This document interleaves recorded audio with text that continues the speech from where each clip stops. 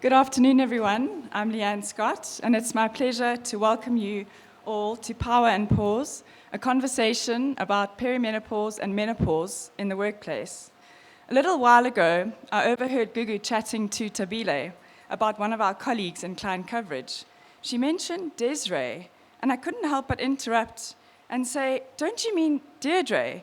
And she said, "Oh yes, menopause brain."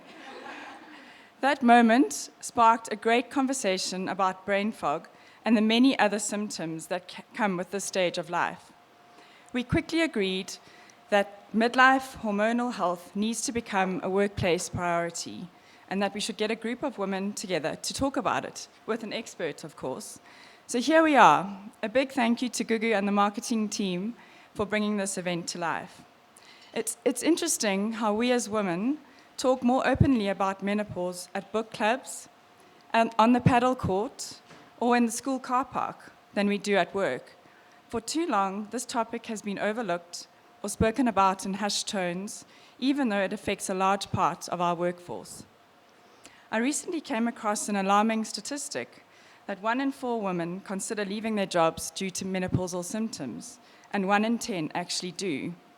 The impact on well-being, productivity, and confidence is real, which makes conversations like these not just valuable, but really necessary. So with that in mind, it's an absolute pleasure to introduce you to Dr. Skye Scott, who will be leading today's conversation. Skye is a GP with over a decade of experience in corporate wellness. She's passionate about women's health, patient empowerment, and understanding people as interconnected systems. She's currently completing a postgraduate certificate in menopause medicine through the University of South Wales, following the overwhelming response to her menopause talks. Skye is also the co-founder of Health with Heart, an all-female business that brings mind-body medicine and wellness initiatives to the workplace.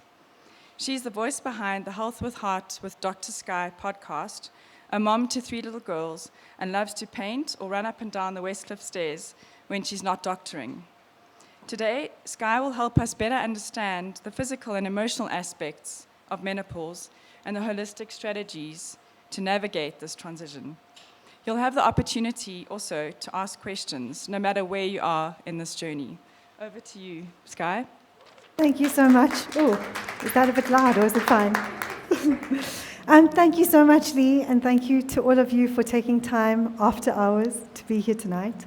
It's such a privilege to do this work and to empower and to educate and to shift that didactic patriarchal doctor-patient relationship to a more collaborative and co-creative way of healing and way of navigating well-being. So it's an absolute honor, and thank you so much for having me. You did such a great job. I'm going to skip over that, but I think that what's so wonderful about the fact that we're having conversations like this in a very masculine environment, let's face it, is this kind of shift away from a masculinized feminine towards a feminine, and to give language to all the things that make us soft and intuitive and wise and turbulent and sometimes mad, and to bring that into these spaces and to empower the men in this conversation too, which is probably going to be phase 6. Because it's so important that we share this experience and that we are not just navigating this in the sisterhood. So I'm going to start like I always start, with a little honoring of transitions. You were talking about walking outside a minute ago to honor the setting of the sun and making an effort to honor the rising of the sun. And I think that one of the challenges of modern life is that we don't honor transitions very well. Our work bleeds into our family, and our family bleeds into our sleep, which bleeds into our work and our stress. And a really simple tool that I find so helpful is to just delineate these divides between different sections of our lives and our being. So I'm going to invite you all to close your eyes and to put both feet on the ground if you aren't balancing something on your lap. and to just bring some gentle awareness to your breath. Drop your shoulders, lengthen your spine. And I'm going to introduce this idea of our bodies as receivers. Receivers of sound, the shell of your ear, the curve of your palm, the basin of your pelvis. Perhaps you want to turn your palms to face upward if they aren't. I think we can probably all identify with that feminine trait of giving and nurturing and nourishing outward. But often it takes a stronger call to receive. And I think that one of the beautiful themes that emerges in this peri and menopausal phase of life is acknowledging that we need to fill our cups. And so with that, I'm going to invite you to just reflect on how you are receiving at this moment in your life right now. How are you receiving sound? How are you receiving support? How are you asking for help when you need it? And is there anything specific that might be a call to action or something that comes to mind in this moment that you might want to lead with when you emerge from this hour with me? And so really just listening in to your own voice, your own pulse, and your own ability to receive. And when you're ready, you can gently open your eyes and join me back in the room on the other side of the transition. Welcome. And we're going to talk a little bit about the history of menopause. We're going to understand the physiology of the time leading up to menopause and menopause. We're going to talk about some of the really important things that influence hormone production in the body. And then we're going to talk about strategies. I think it's important to just acknowledge that I straddle two worlds in medicine. I have one foot in the functional medicine community, which is sometimes known as quackery, and I have another foot on the other, more conventional allopathic, and I do my best to hold both, which is a challenge in binary, polarized times. And so when I do say something that is more on the one side than the other, I will acknowledge it. And I think the reason I'm saying that is because there might be people in the audience who are doing things that are maybe a little bit different, and it doesn't mean that it's wrong, it's just different. So why on earth do we spend a third of our lives in this postmenopausal state? There are very few animals on earth, and I think at the moment the only ones we know for certain are certain whales that actually reach menopause and spend up to a third of their lives in this state. And there's this epidemiological idea that when we are done with our reproductive roles, we move into these patriarchal wisdom roles. And this is called the grandmother theory. But the other one that I've been toying with lately is this idea that your perimenopause and your adolescence are actually kind of mirror images of one another. They're both these turbulent, wild times. And they both invite a kind of identity rebrand. Who am I? What is important to me? Don't piss me off like that anymore. I'm not scared of you. And I'm getting a lot of nods, but I'm right at the beginning of this journey, and I can already feel that there are things that are just a no for me, that 10 years ago were a sure, how can I help? And I think that some of that is biological. I think that it's giving us an opportunity to redefine what's actually acceptable and what's going to work for us. And so I hope that you leave with that energy tonight. Now, if we look back to ancient Egypt, the word hystera means uterus. And you all know the word hysteria or hysterical. And I suppose it makes sense that these qualities were attributed to our uteruses. And one of the things that happened in these times is they were convinced that the uterus was wandering around the body, pushing on different organs, causing trouble. And they used to use strong odors to scare the uterus back in place. And not too much longer, certain physicians took it upon themselves to relieve their hysterical patients, anxious, theatrical, demanding, irreverent, with what they called the hysterical paroxysm. And I don't need to tell you what that is. So we've come a long way in this journey, and then entered the medicalization of menopause and the patriarchal eye, which was very central to the narration of medicine really up until about 20, 30 years ago. It wasn't so long ago that they were doing a study on the impact of estrogen on the cardiovascular system, and they did the study on men. So it's really the dawn of a new era of women being researched and women advocating for women in this space. And so much is changing. But one of the challenges that we have with hormone flux is that there's so much overlap of symptoms with other things. It could be your thyroid. It could be a mental health crisis. It could be burnout. And teasing all of those symptoms out is not always easy. And if you're sitting in front of a doctor and you've got 15 minutes or 10 minutes in front of your GP, and your GP doesn't necessarily have a special interest in this, you might just leave with a whole lot of scripts, and all you needed were some hormone tweaks. And there's a time and a place for antidepressants, and there's a time and a place for thyroid support. But very often when you peel back and you look in retrospect at the timing of new onset of strange symptoms, it's often linked to this. And when we just fix the hormones, everything gets better. The other thing I want to just mention here is timing.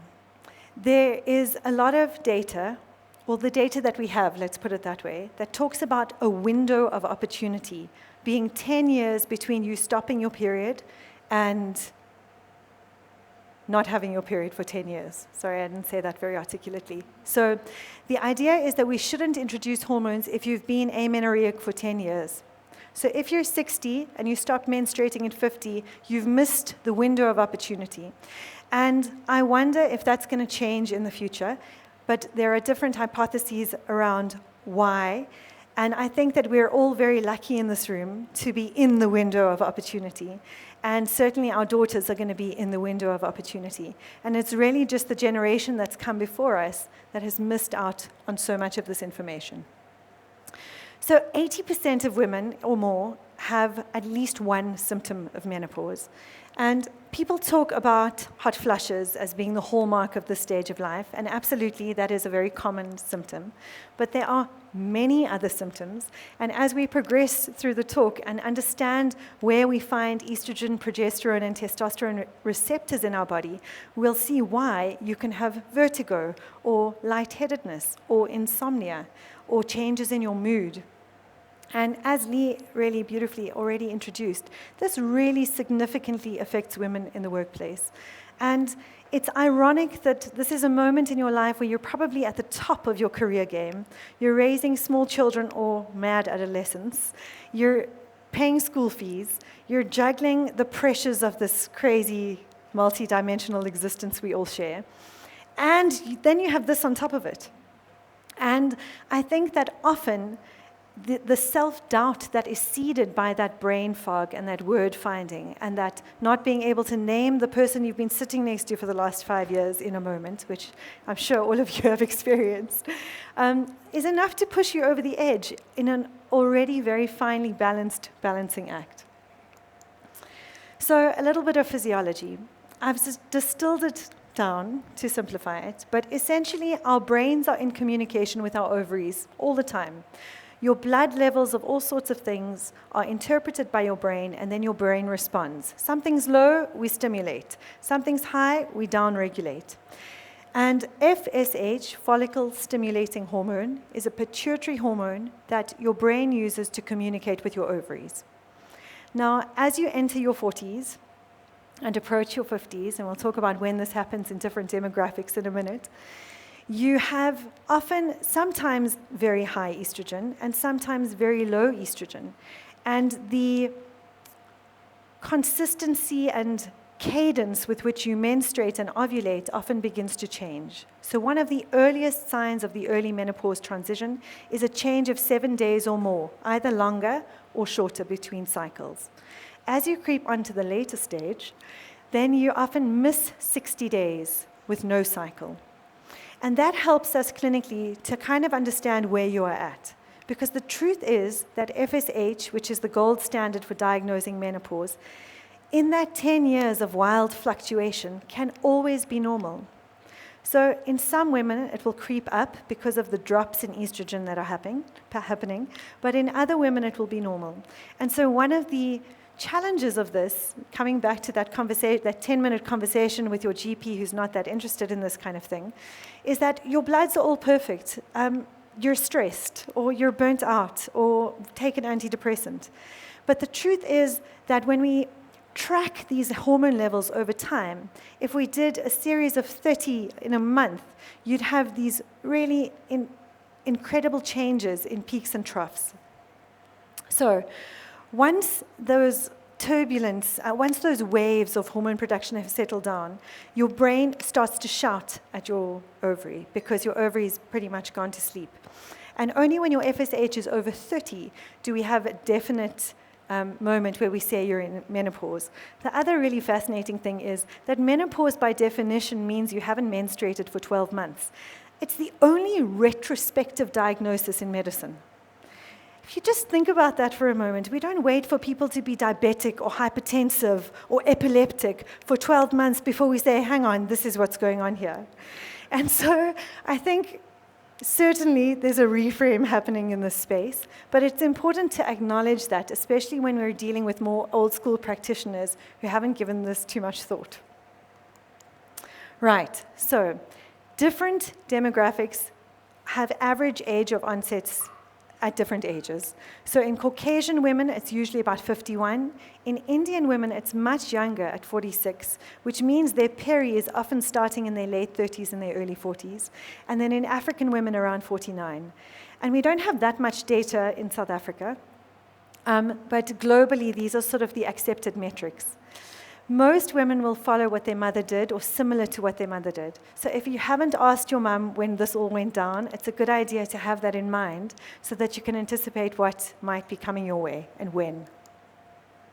So I think I've described this a few times already, but what you can see in this peri stage is the dark blue, which is your estrogen fluctuating wildly, and your progesterone production just on a consistent downward trend. And so when the ovary skips a cycle, the brain shouts louder, and then perhaps the next cycle it gets the message and it makes a wild amount of estrogen, and you're aggressive and rageful and mad, and then you're normal again. What's happening to testosterone, and we'll speak to that a little bit more later, is that's also on a steady decline, but at a much less precipitous drop. And interestingly, this testosterone graph is happening to men in the workplace too. So irritable, miserable men with paunches in their 50s also need to see the doctor.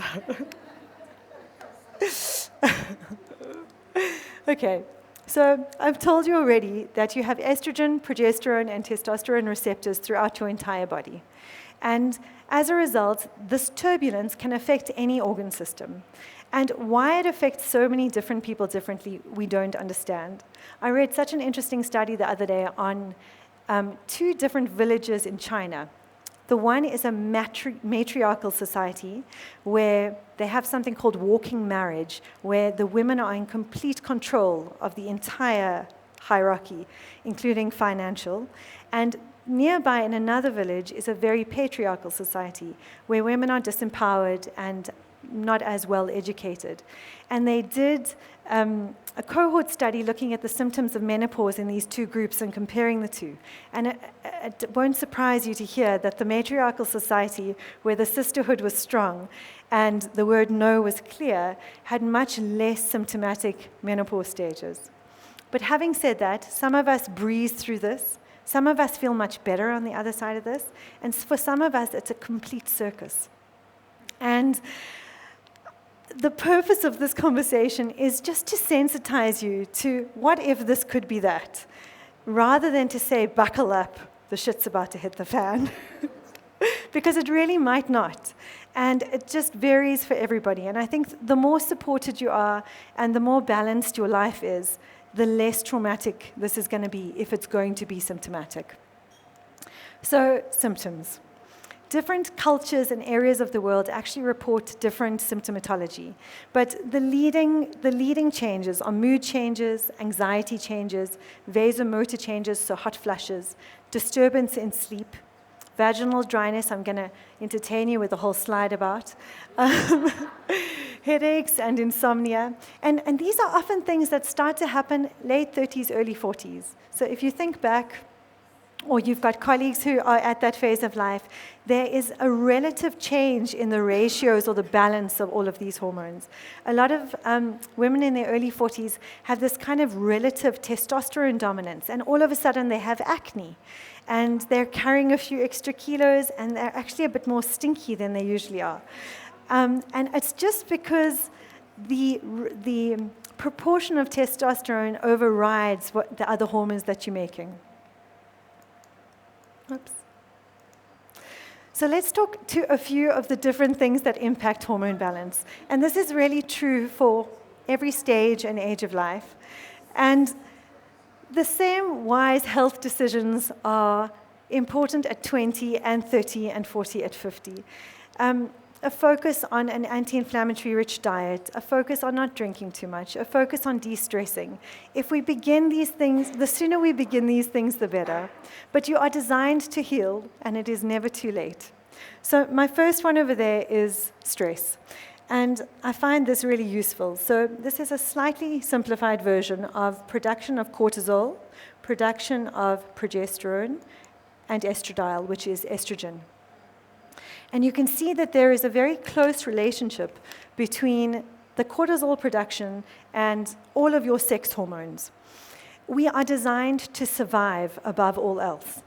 So when there is a lion at your shoulder, the last thing you're starting to think about is reproduction and ovulation. And I'm sure many of you have had the experience of being in the thick of something stressful and your cycle changes. Or you have an exam and you skip a period, or you have an exam and you have 3 periods. And this relationship doesn't go away. If anything, it becomes more accentuated because you're not making as much of those baseline hormones as you used to. And so investing in pause, which I think so many of us are hungry for and maybe even uncomfortable with. I read such an interesting study that was done in 2014. They took a cohort of people, they invited them into 2 rooms. Option 1, you could self-administer an electric shock to your ankle for 15 minutes.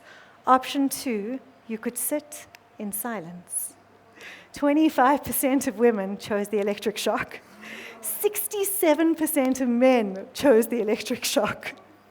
And I think it's just such a divine illustration of how uncomfortable we are in our very stimulating lives with silence and stillness and peace. And so part of balancing that stress response and activating your parasympathetic arm of your nervous system as much as your fight, flight, freeze part is very important. And we need both, but you need to be able to flip from the one to the other in the way that zebras will startle when a lion arrives on the scene, but as soon as the lion's gone, they go back to grazing. They're not ruminating, they don't have PTSD, they're not getting therapy. And I think there's so many tools accessible to us to help us practice swinging back into that parasympathetic. Oh, whoops, I didn't finish that slide. Ooh. No.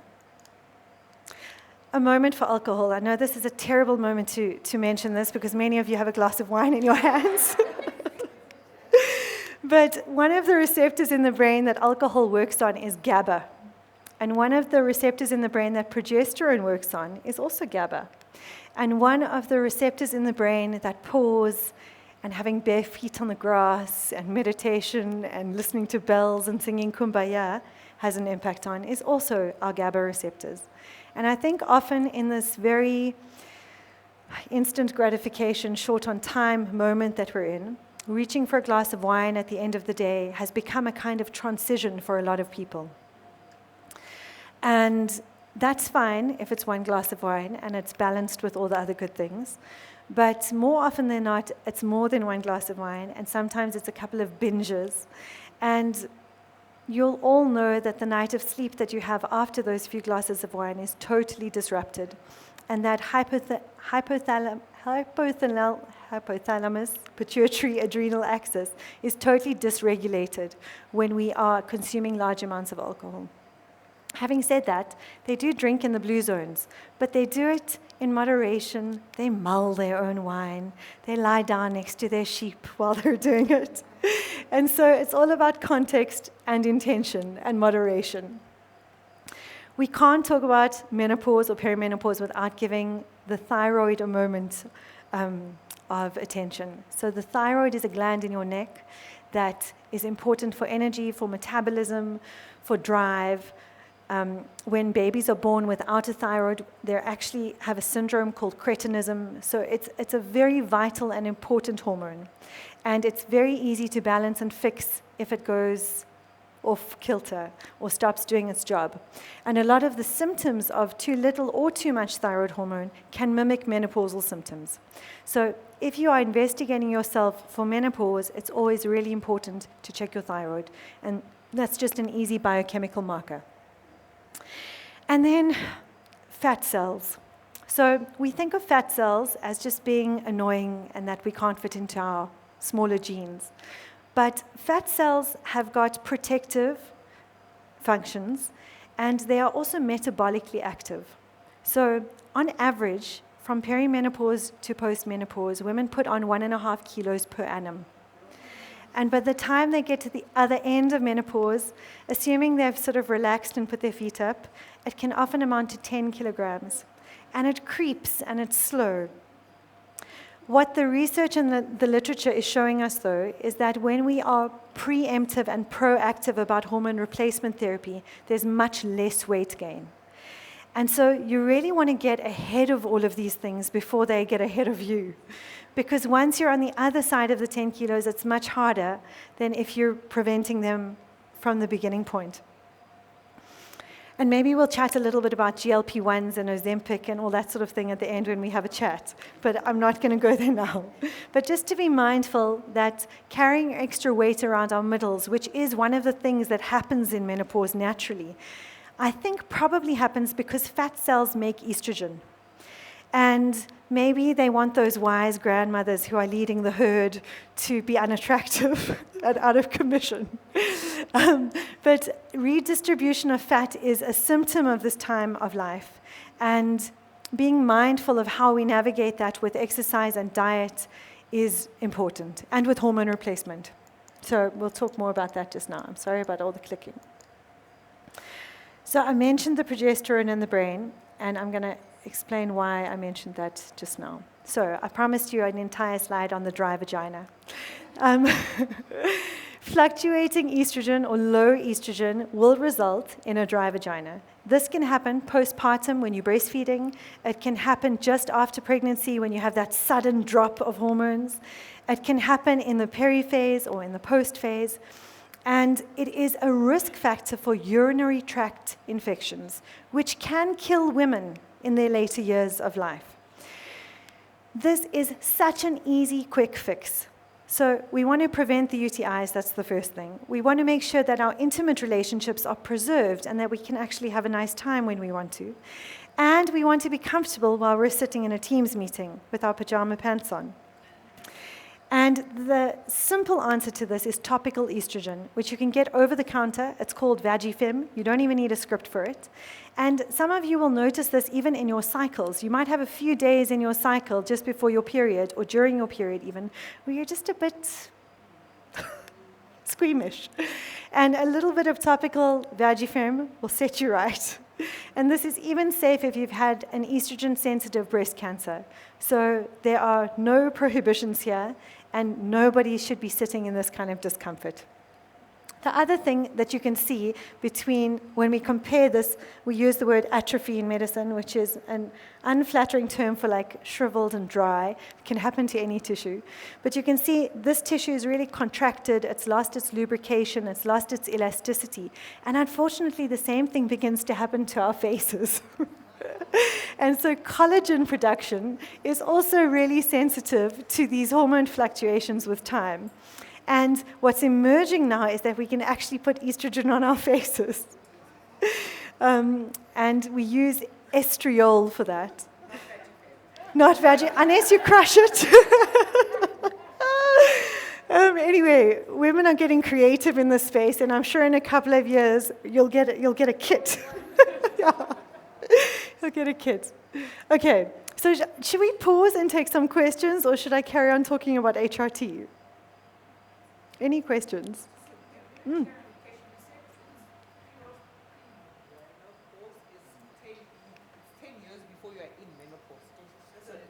Oh, sorry.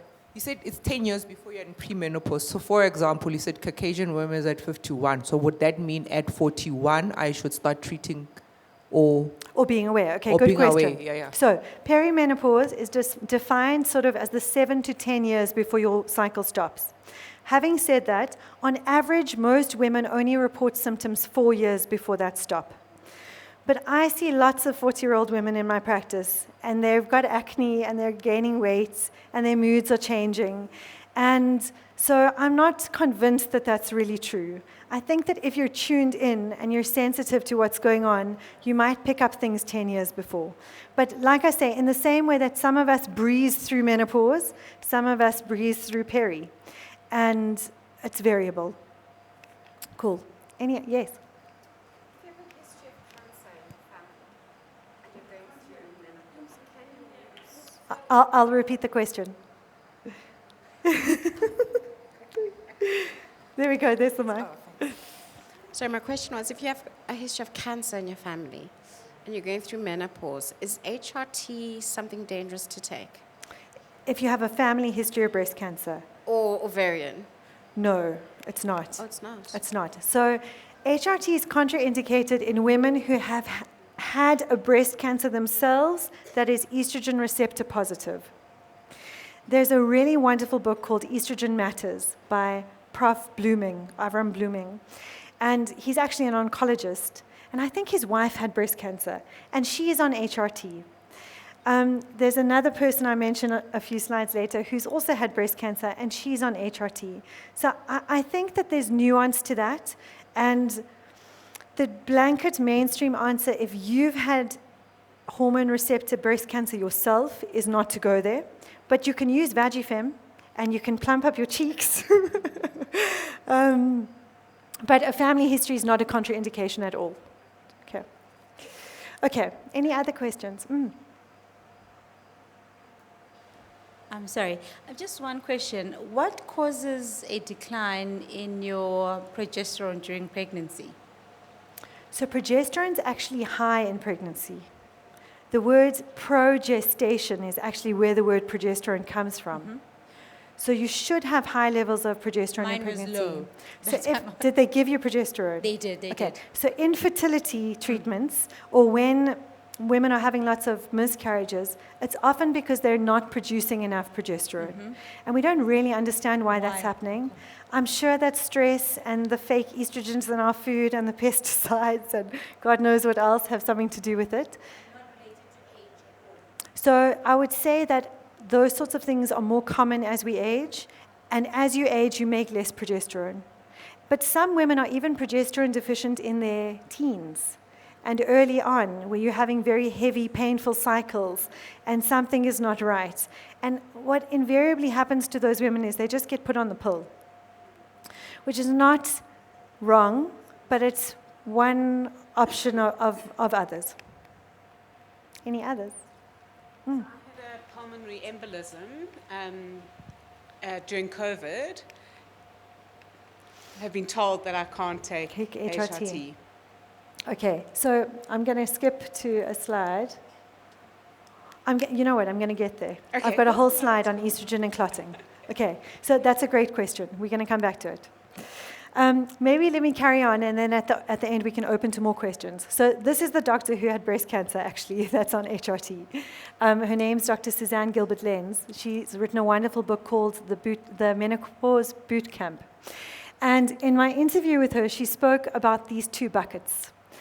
There's the symptom bucket, that long list of tiresome things that we've mentioned. And then there's our bones, our brain, and our heart, which are significantly impacted by not having hormones for a whole third of our existence. And when you're having that HRT conversation, you really need to balance where you're at with this. And I think contextualize your own family history, contextualize your own personal health risk profile, and make decisions on an individualized case-by-case basis. The truth is that menopause medicine should be bespoke and it should be individualized, and we should be able to tweak things, and we should be able to spend time with our patients and really listen. And patriarchal medicine is more about this is the drug you take and this is the outcome, and this is the fixed dose combination that we've patented and this is what we're selling. And it's a little bit like that in the menopause space as well. Oops. So I'm going to start by talking about bioidentical or body-identical hormones versus synthetic hormones. Okay, has everyone heard about this? Okay, so generally, historically, body-identical hormones lived in that quack realm that I spoke about earlier, and synthetic hormones are the FDA-approved patented ones. Having said that, it's taken us to get to 2025 to get an FDA-approved female testosterone product on the market. Only this year did we get one of those. So the lens through which that system is operating is questionable. Having said that, a body-identical hormone is the same as us replacing thyroid hormone that is missing from your system. It looks and speaks and quacks exactly like what your body makes, and so the receptors in your body recognize it as same. A synthetic hormone, so you can see these two compared over here, they're very similar, but this has got a little bit different going on compared to this. And as a result of that, you get stimulation of other hormone receptors or other non-hormone receptors in the body, and that can lead to side effects or adverse effects. Having said that, again, there's no one size fits all, and some women do much better on synthetic hormones than they do on body identicals. But generally, I prefer to defer to the body identicals, and the pharmaceutical industry is catching up. There is body identical pharmaceutical estrogen available, and testosterone, and progesterone. They just haven't mixed them all up into combinations for us yet. But I'm sure that that's coming. So when you are selecting hormones, I would say that if you can, and if you have the opportunity to, because medical aid obviously covers the synthetics, not the body identicals, that going the body identical route is gentler and is going to have less side effects. The other caveat around this is that the synthetic hormones shut down that brain-ovary connection, and they take over. So if you are in a time of life where you need contraception, and you're topping up with body identicals, you can still fall pregnant. Which means that if you are being really proactive, and maybe your period hasn't stopped completely, but you're symptomatic and you're needing a little bit of progesterone and a little touch of estrogen and maybe a pump of testosterone, you can still make a baby under those conditions. And so you just need to bear that in mind when you are making that call. Okay, so here comes to our clotting question. When we take oral estrogen, we increase our risk of clotting. That applies to the pill, it applies to HRT, it applies to any form of oral estrogen. And the reason for that is it's metabolized via a process in our liver, and those metabolites increase our risk of clotting. So I'm going to skip to the next one. Your clotting risk when you are premenopausal is 1 to 2 per 10,000. If you are on oral estrogen, it's 10 times more.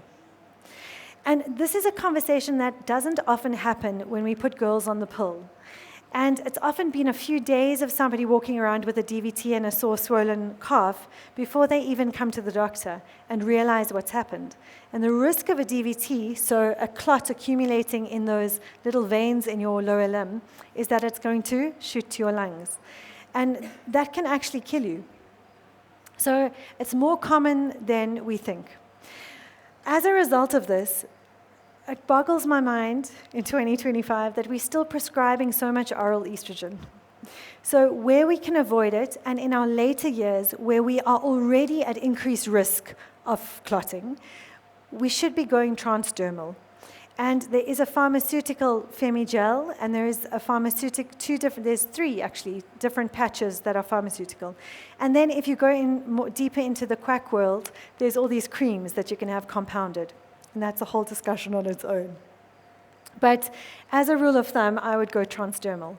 For your case, I do have a patient who has had a DVT, can't remember what the trigger was, and we've got her, she is on anticoagulation though, so maybe we can chat afterwards, but she's on HRT because she was so symptomatic, and her vascular surgeon is on board and everybody's on board. So if you get the right people at the table, there's ways and means of getting it right. But as a rule of thumb, if we're getting estrogen, we want it through our skin.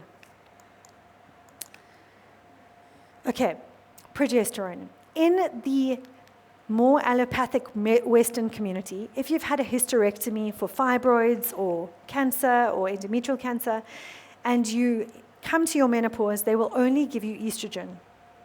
And I'm not sure why, but there is a preponderance of focus on estrogen in the literature. And the paradigm in functional medicine is that everything has its place. Why do you have progesterone receptors everywhere if the progesterone is only necessary to thin your endometrium? And so in the conventional mainstream route, you'll often only get progesterone if you have a uterus to make sure that the estrogen that we're giving you doesn't overstimulate your endometrial lining. But if you go to a functional medicine person, whether you have a hysterectomy or not, we're going to give you both. And yeah, I suppose that just comes down to the relationship that you have with your doctor. But progesterone, like I mentioned earlier, has this really soothing effect on the brain, especially in that early peri-phase where people are feeling a bit hot at night and maybe they're not sleeping so well or their anxiety has stepped up. And just giving you a little bit of body-identical progesterone, which you can even pulse and take at certain peaks and troughs of your cycle, can really ameliorate symptoms. Testosterone. So, does anybody know what the age gap between these two ladies is? Same, yeah. They're the same age. They're both 80. So this lady is an anomaly. You can Google her. Her name's Ernestine Shepherd. She's the oldest bodybuilder in the world.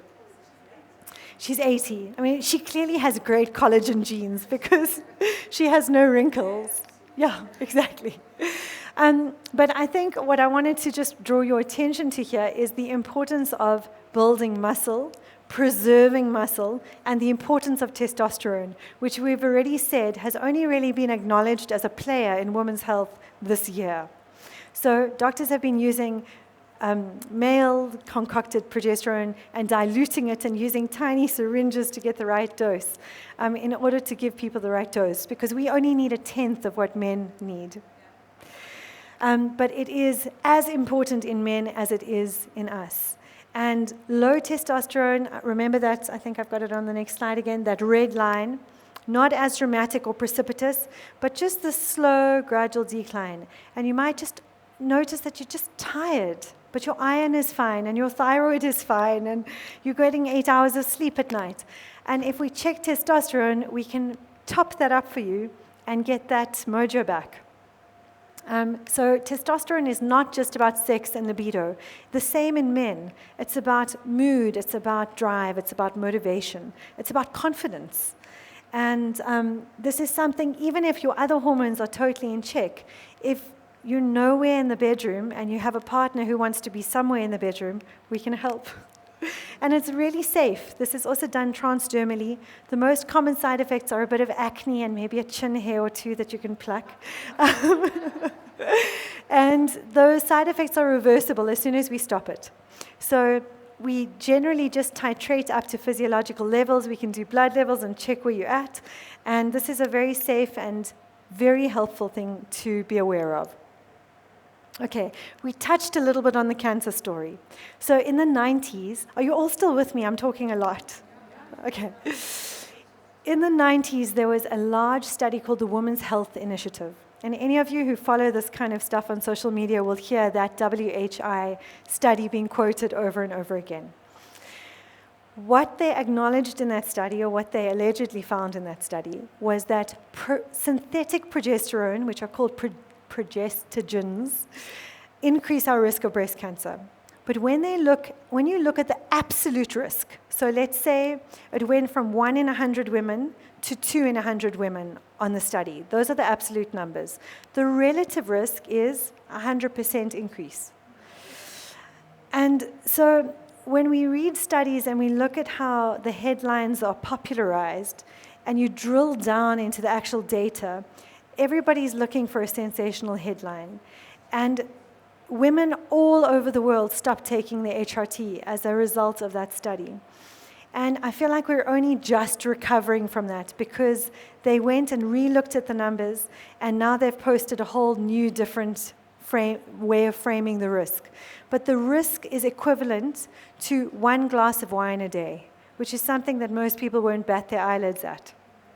And the risk with body-identical progesterone is neutral. So this is only with those synthetic hormones that we were talking about earlier. So by using transdermal estrogen, body-identical progesterone orally to protect the endometrium and soothe our brains, and transdermal testosterone, we can have it all. And we can prevent losing our marbles. Maybe also just an important moment to just draw attention to regular screening. So examining our breasts, I know this is something I always forget to do, at least once a month, preferably before and after your cycle. But the more comfortable you are with your own anatomy, the more likely you are going to notice something if something is off. And boobs are lumpy, and they get denser as we get older. And so you're much more likely to pick up something small and nuanced than your doctor on an annual physical exam. So, HRT needs to be individualized, but it's about more than preventing vasomotor symptoms. It's about more than reducing a little bit of anxiety and improving sleep. It's about protecting your cognition, your focus, your ability to be sharp and on top of your game. And remember, in the same way that the longer somebody's been depressed for, the harder it is for us to get them back to baseline. The longer you've been hormone deficient, the harder it is for us to get you back to that optimal place that you started at. So grateful that we're all on the right side of these numbers in this room, because everything that we need is available to us. And being proactive and preemptive is going to iron out that turbulence if it's going to come to you. And it's going to invest in protecting that word finding and that memory loss. That is very characteristic, A, of a very busy time of life, but B, just of the hormonal flux of this phase. Our cardiovascular systems, well, you probably all know, the number one cause of death in women globally is heart attacks, cardiovascular disease. So we give, I just want to have a sip of water. We give so much attention and airtime to the breast cancer story, but actually what's driving most of our metabolic disease is cardiovascular disease, and vice versa. And progesterone, estrogen, and testosterone are cardioprotective. In the same with men. Men with lower testosterone levels are more likely to drop dead of heart attacks. And we're preserving the elasticity, the cadence, the collagen, really, in your cardiovascular system, which is so vital to contraction and relaxation, and which pumps oxygen and life to every cell in your body. And then our bones. I feel like I actually needed another slide on osteoporosis. 1 in 2 women break a bone over the age of 50 because of osteopenia. So we have 2 terms here that I'm going to teach you. The first one is osteopenia. The second one is osteoporosis. And what we're talking about here is the loss of tensile strength in bones. So if I take one of your long bones and I exert force over it, how likely is it to deal with that resiliently or snap? And as we age, and the more time we spend in an estrogen deficient state, the more osteopenic our bones become. Bone loss post-menopause is very dramatic. And HRT prevents and inhibits that bone loss. So, yes, there are osteoporosis drugs on the market, and some women genetically, even with hormones, are at risk. But for the most part, if you're building muscle and you're looking after the whole system, and you've got estrogen on board, you are much less likely to fracture bones. 20% of women that have a hip fracture postmenopausally die within the first year as a complication of that fracture. 20%, that's 1 in 5. That's radical. And so bone health is so vital to balance and agility and being able to get out of a chair without using your hands. And the sooner you start building muscle, the better. So yes, the hormones are there to support us, but we need to use our bodies in the way that they were designed to be used, which is not sitting in front of a screen all day. And so I think the future work world needs to have trampolines and treadmills, and we need to make normal different ways of working, because sitting is equivalent to smoking and has a really negative impact on our bone health. Or maybe we should all just get up. Get up, no hands, everybody, come on. Not you with a broken bone. Okay. So that's one of the things that you want to make sure your parents can do. And if they can't do that, to set up a little station in the house where they can practice with support. There are lots of longevity studies that look at quadricep muscle mass and correlate that to quality of life as we age. Also, when there are all these axes and conversations that are emerging in medicine. Everyone talks about the gut-brain axis, but now we're talking about the heart-brain axis. Depression is a risk factor for cardiovascular disease, and vice versa. There's the muscle-brain axis. There's the bone-brain axis. All of these systems, it's so beautiful, are so interconnected and are dialoguing with one another all the time. And so when you're investing in all the different pieces, you're going to sail through. And you're going to extend not just your lifespan, but also your health span. So I asked ChatGPT to give me a little acronym for you, and I hope I can remember it. But the first one is B. And B, as we've just described, is for building bone and muscle. We do this by adequately eating enough protein and by moving the way that we were designed to move. Maybe just a mention for creatine, which is very popular at the moment on social media when we're talking about menopause. There's a lot of evidence that's showing and supporting that a creatine supplement daily with exercise will reduce bone risk and will improve cognition and memory. And that's such an easy little scoop of powder to stick in something. All right, A, I think I've sold the HRT hard enough. But appropriate HRT, contextualized for whatever your risk profile is. Please, estrogen through the skin, not through the mouth. And to remember that progesterone can be very soothing, even if your gynae tells you you don't need it. Pelvic floor. Now we're going to do a real test. So your pelvic floor is the base of your trunk. It's a kind of hammock or basket of muscles that holds everything up. And in fact, I had such a real-life experience of the pelvic floor this week. I was putting in a Mirena, and the patient coughed while I had full view of her pelvic floor. And her entire pelvic floor went genuinely. And it just drove home for me how important it is that those muscles retain integrity.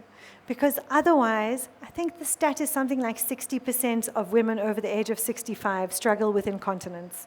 And it's preventable. It's totally preventable. If you are able to engage that pelvic floor to kind of maybe do a little visualization with me and imagine that you're kind of pulling up the periphery of that basket internally and holding. And you want to be able to hold for a couple of seconds and relax.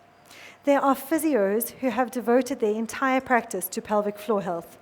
And if you can't jump on a trampoline without peeing, you need to go and see one. And I can recommend somebody. So just doing 8 of those contractions every day, so pulling it all up, holding, and then fully relaxing that basket will prevent incontinence later. So tag that onto a ritual in your day, that long robot, the traffic, the most boring meeting, and nobody will know. Nobody will know what you're up to. Okay. And then in the same vein, vaginal estrogen, to make sure that that's well lubricated, that you don't wait till you're 65 and getting recurrent UTIs and are incredibly uncomfortable. Anti-inflammatory diet. So I'm not going to get too much into this, but in principle, we want to eat the way nature intended us to eat. Eat whole foods, avoid processed foods. So generally, the quicker, easier to get on the run type of thing is going to be low in fiber. It's going to be more refined sugar. And the less sugar we have in our system, the less insulin we are churning into our bloodstreams, and the less inflammation we are cultivating with how we eat. So lots of fresh fruit, lots of fresh veggies, lots of fiber. Everybody should be going to the toilet every day. I didn't even talk about constipation, but constipation and IBS is so rife in communities of women at all ages. And a lot of us hold a lot of tension in our guts. So if you aren't going to the loo regularly, you can think of going to the loo as taking the black bag out of your kitchen at the end of the day. You don't leave it there for a week or 3 or 4 days before you take out the rubbish. And when things sit in our gastrointestinal lumen for a long period of time, we reabsorb stuff that our body is trying to get rid of, including estrogen metabolites. So healthy bowel habits, super important, and most on-the-run diets are low in fiber. So an easy thing that you can do when you're reading labels is to just turn over your loaf of bread and check how many grams of fiber per 100 grams. And you want something to be more than 6. So like off-the-shelf bread, I think is about 2, sometimes even less. But those more seeded, brownie loaves are between 6 and 9. And you can apply that to any food that you're buying that's got a label. I've got a whole slide about nourishing yourself, so we're going to come to that. Connecting with your community, I think you're all doing so beautifully today. There was a study published in 2020 that correlated 15 cigarettes a day with social isolation. So the health impact of being alone and feeling unsupported on every level and on every health metric was equivalent to smoking half a box of cigarettes a day.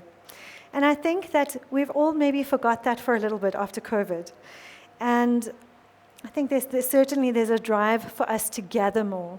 But this is the first in-person talk that I've done for a financial institution, honestly, in months.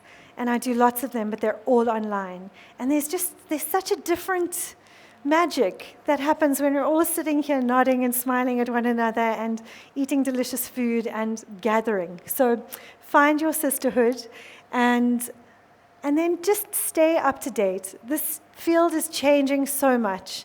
Find 1 or 2 people to follow and just keep your toe in the water, or find a practitioner that you trust who's keeping their toe in the water, because it's evolving and it's changing really quickly. And there's some amazing women leading this at the helm with research.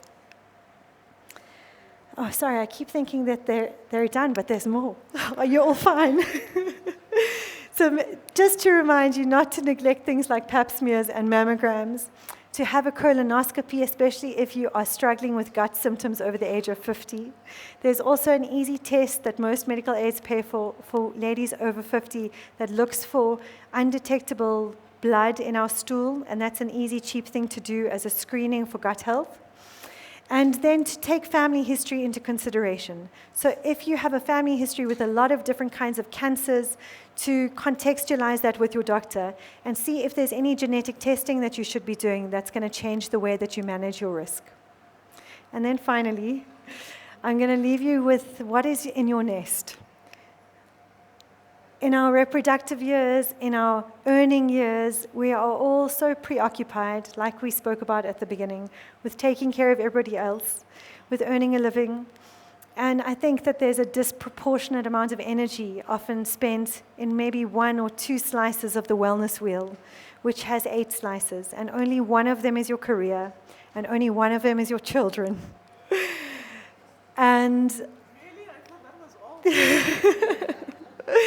exactly. And so one of the conversations that I often find myself having in my office when women come to retirement age is that they're wrapping up at work, their kids are at varsity, and their nest is empty.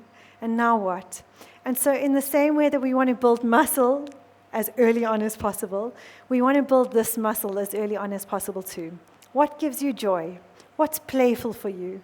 Are you investing in the relationships that are going to stand you the test of time? Are you investing in your primary relationships? Are you giving that third space attention? Because in this very intense phase that we're all in, we often neglect these things. And so to just reel it back in and come back to a moment of pause and reflection, which I think is beautifully what tonight has been about. And thank you so much for the opportunity to be here and share with you.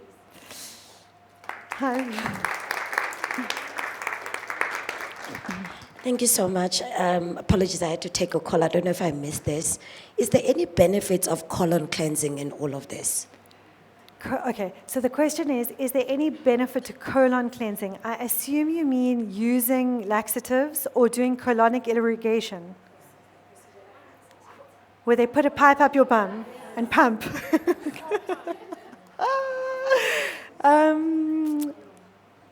To be honest, I don't know what the answer is. It does come with risk, though. So when you are introducing something with pressure into a lumen or a tube that only has a limited amount of elasticity, we can do damage. Also, what you're putting into the irrigation is important. So I know that I have seen traditional healers use some interesting things to do this procedure, and it can often result in a lot of damage. So I think if you are doing that, and it does work for you, for whatever reason, make sure that you're doing it with somebody that you trust in a safe place, and you know what they're using. I'm a big believer, as you can probably hear, in this idea that we are designed to heal. No one was born with a pipe and a bag of water. And so I think that if you're feeling like you need to rest your gut, a fast is a more intuitive option. A water fast or a green juice fast or something like that. But whether there's studies looking at the benefits, I actually don't know. I can look it up.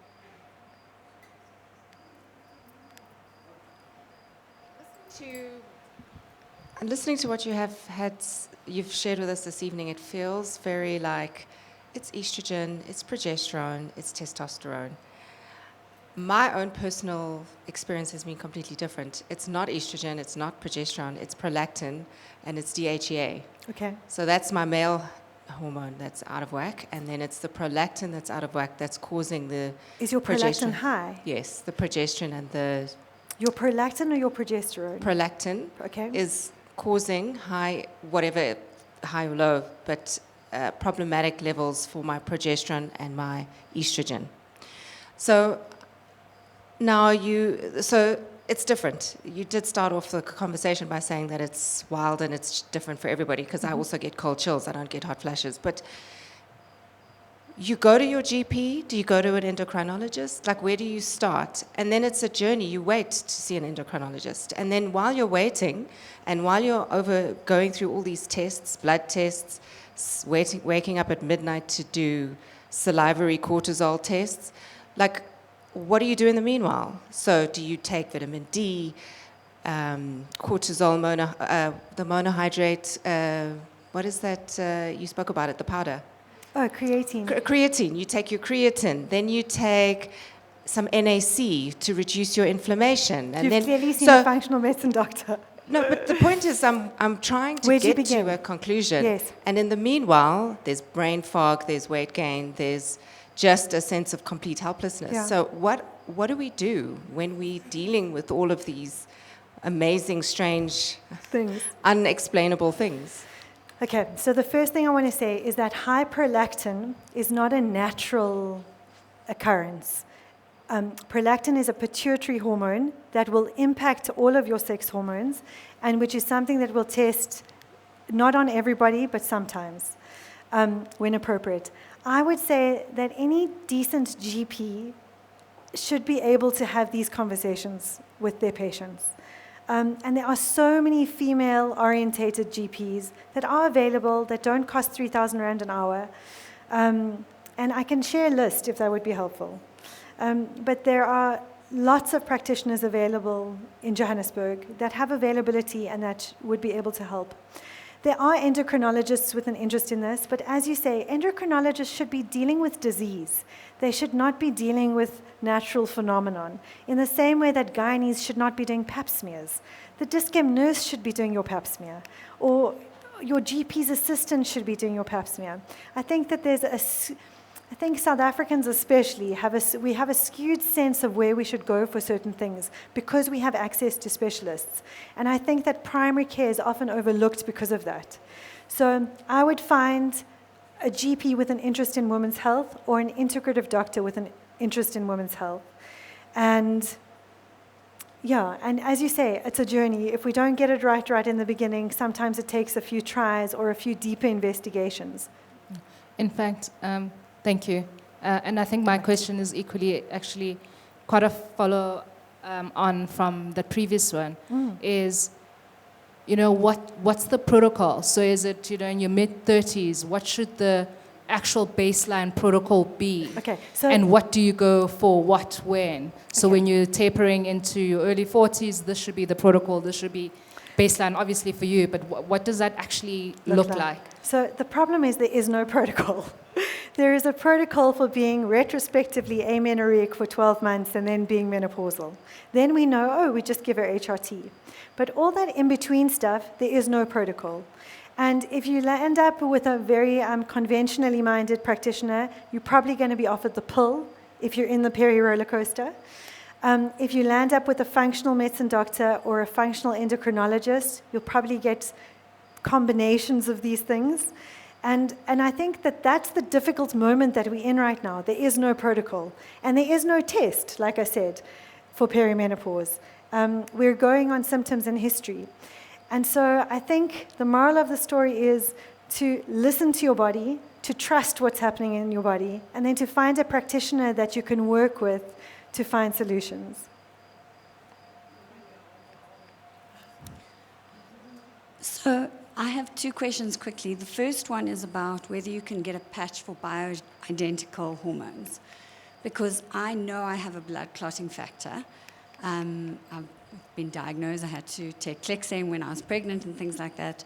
So I don't want to take that. But the reason I ask is because I went to my functional doctor to ask her about perimenopause, and she said, when I said, I've got factor 5 laden, she said, I can't give you HRTs. And I said, no, but you can give me a patch.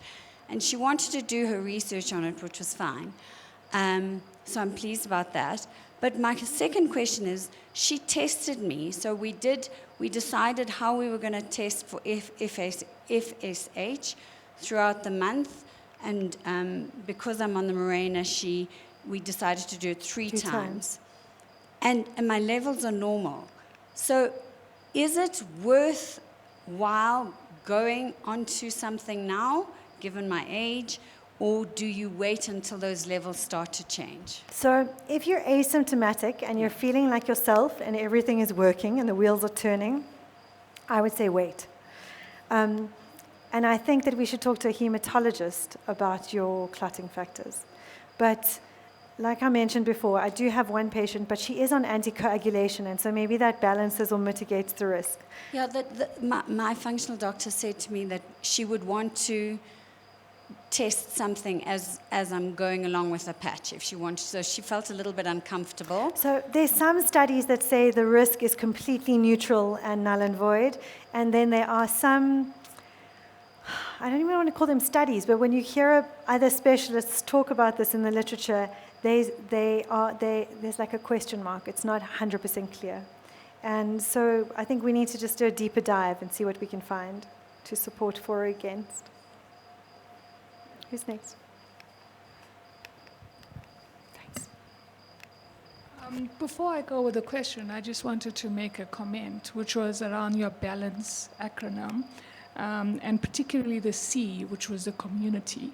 So thanks, Leanne, for putting this together, and thank you very much for your talk. I think the community factor is actually really, really important, and I think this is the first step in terms of creating the protocol around actually supporting each other, because every one of our journeys are actually different, but sharing and talking actually really helps.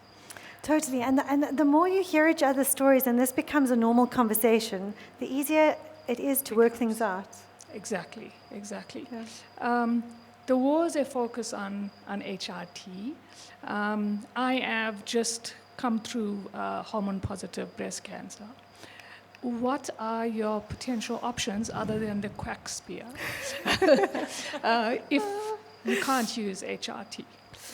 So I think this is nuanced, and I think we don't have enough data, is the answer for today.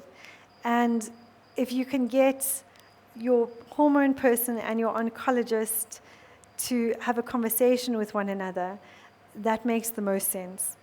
If you read Estrogen Matters, that book that I spoke about earlier, he's much less binary about no hormones in breast cancer. I think it's different if you've got a hormone-positive breast cancer, because then there's a risk that you're going to stimulate something. But I think, the blanket answer is no. But if you are really symptomatic and struggling, then I think it's worth a conversation.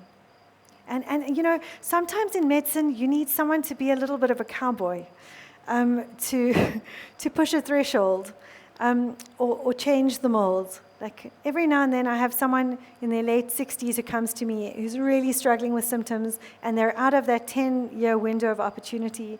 And sometimes it's extremely helpful, and we're so grateful we did it, and other times it's not.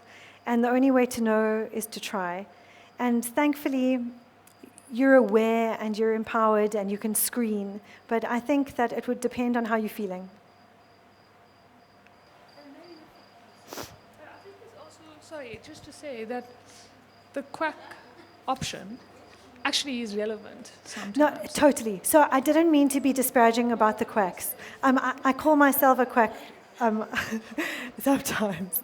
But what I mean is that the more unconventional medicine, and actually I think what's needed is to hold both and to invite those allied practitioners who are experimenting with other things and to work together, because there's no one area of medicine or healing that holds all the answers. And I think that when we can draw on everything, it's certainly, we're more empowered. Hi. Thank you for that. I just needed to find out, what is the relationship or impact of PCOS on menopause? That's a good question. And I haven't thought about that really. So PCOS is women who have a syndrome of multiple cysts in their ovaries. They often have metabolic challenges with insulin resistance and with naturally high levels of androgens or testosterones. And it's characterized often by not having regular cycles. So I suppose, I'm going to have to look this up, but I would imagine that if you're burning through more eggs, that maybe it would come sooner, but I'm not sure if that's true. And once you stop ovulating, a lot of those undulating things go away. So it might actually be a relief. I'm going to come back to you on that one. Anybody else? Just on our 3 questions around using HRT is, let's say we can't and there isn't a solution, what could be the bare minimum we should be doing and taking to ensure that we are protecting our heart and just assuming we're exercising and eating correctly? Are we taking collagen? Are we taking creatine? What are those additional things?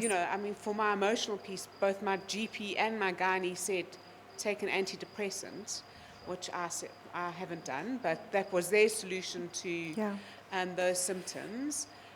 Yeah, so what would be some of the basics we could do? So I think that when you've got a specific trigger for your clot, that it's a little bit different to having a completely... yes. And so maybe, I think that it's worth getting a second opinion. That's the first thing I want to say. The second thing I want to say is to make sure that your micronutrients are adequate. So your magnesium, your vitamin D, your iron. Iron is often neglected in menstruating women. And we often don't check a full iron profile. Well, not we, but often in medicine. And your hemoglobin, which is, the last soldier to fall in that equation, is often what's checked and it's just normal. But making sure that your iron is replenished. Weight-bearing exercise. So not just cardiovascular exercise, but actually lifting heavy things. And it's quite trendy these days to actually get a weighted vest or get those little weights for your ankles. Because the truth is that we're strapped for time. And if you're moving around, you may as well have your vest on. Vitamin D, someone mentioned, I think that lady over there mentioned, vitamin D is extremely important for millions of things, including healthy ovulation in PCOS. And so making sure that your vitamin D levels are adequate.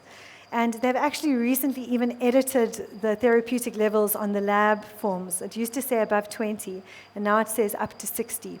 So in the functional community, we tend to aim for much higher levels of vitamin D. There's some studies on soya. You could eat more soya, phytoestrogens, and women in areas of the world where they eat more soya have less hot flushes. There are also nutraceuticals and botanicals and plants that do stimulate some of these receptors without these side effects. Black cohosh, red clover. There are a lot of those sorts of combinations on the market. But I think that the basic things, moving right, eating right, thinking right, sleeping right, just those simple pillars of health that stand us in good stead at every stage of life. Yeah. Good, thank you. Pleasure. You must all be exhausted now.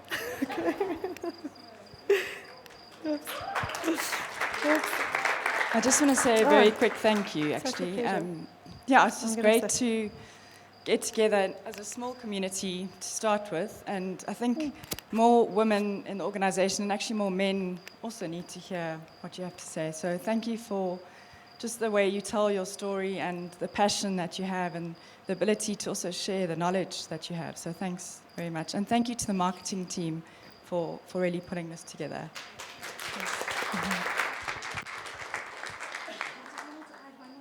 If anybody wants a summary of the information that was shared, you can just drop me an email and I will send it to you.